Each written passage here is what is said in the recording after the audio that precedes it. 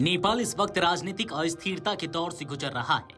KP Sharma Oli की सरकार गिरने के बाद नए नेतृत्व की तलाश तेज हो गई है। इसी बीच एक नाम सबसे ज्यादा चर्चा में है, सुशीला कार्की। नेपाल की पहली महिला मुख्य न्यायाधीश रह चुकी कार्की का नाम कार्यवाहक प्रधानमंत्री पद के लिए लिया जा रहा है। खास बात यह है कि कार्की का गहरा नाता भारत से भी रहा है। उन्होंने करीब 50 साल पहले बनारस हिंदू विश्वविद्यालय से स्नातक की पढ़ाई की थी। सुशीला कार्की ने वर्ष 1975 में राजनीतिक विज्ञान विभाग से स्नातक की डिग्री हासिल की थी। बनारस में पढ़ाई के दौरान ही उनकी जिंदगी का एक अहम मोड़ आया।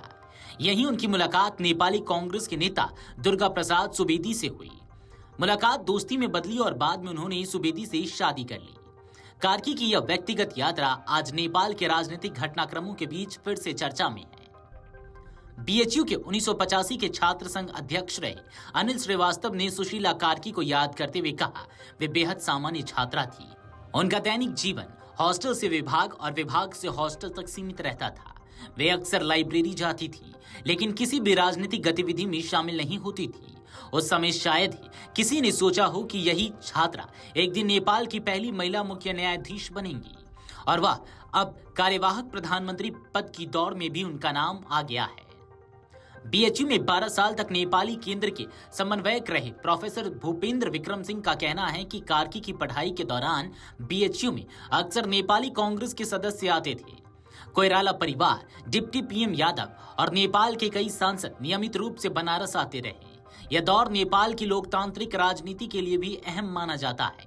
हालांकि सिंह का कहना है कि बीएचयू से पढ़ाई पूरी करने के बाद सुशीला कार्की कभी वापस कैंपस नहीं आई।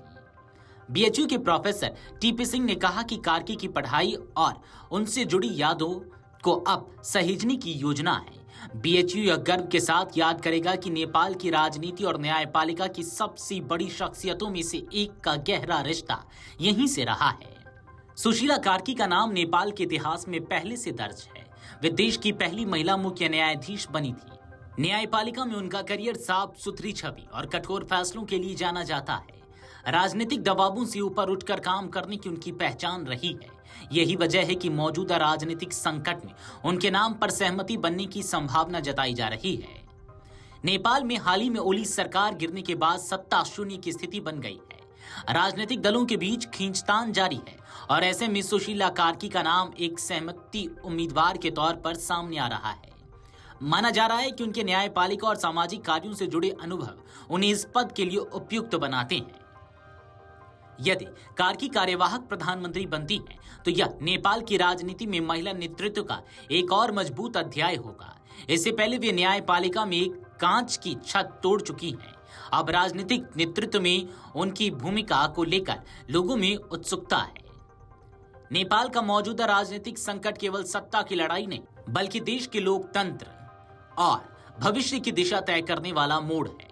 ऐसे समय में सुशीला कार्की जैसे व्यक्तित्व का नाम सामने आना यह दर्शाता है कि नेपाल अब स्थिरता और विश्वसनीयता की तलाश में है। बीएचयू से पढ़ाई करने वाली एक सामान्य छात्रा का आज नेपाल की राजनीति के केंद्र में आना भारत नेपाल के ऐतिहासिक रिश्तों को और भी गहरा कर रहा है। वीडियो डेस्क अमरुजाला.com। अगर आप ये वीडियो YouTube पर देख रहे हैं तो हमारे चैनल को सब्सक्राइब कर बेल आइकन दबाएं और Facebook पर देख रहे हैं तो हमारे पेज को लाइक करें।